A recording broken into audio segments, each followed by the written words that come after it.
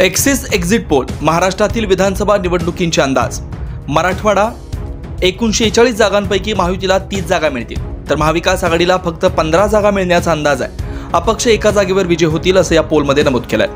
उत्तर महाराष्ट्रातील 47 जागांपैकी महायुतीच्या खात्यात 38 जागा जातील, महाविकास आघाडीला 7 जागा तर अपक्षांना 2 जागा मिळतील असं या अंदाजानुसार दिसतंय।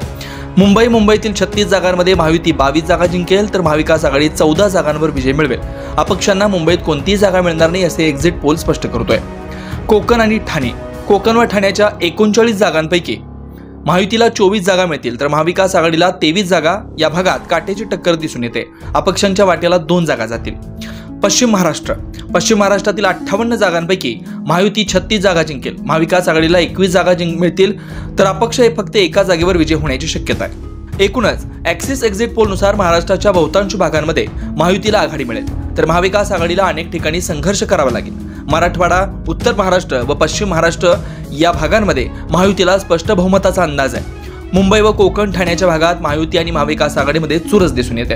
राजकीय समीकरण लक्षात घेता महायुतीला बहुमतासाठी आवश्यक असलेल्या 145 जागांजवळ जाण्याची शक्यता आहे, ज्यामुळे राज्यातील सत्ता स्थापनेसाठी त्यांचा मार्ग सुकर होईल।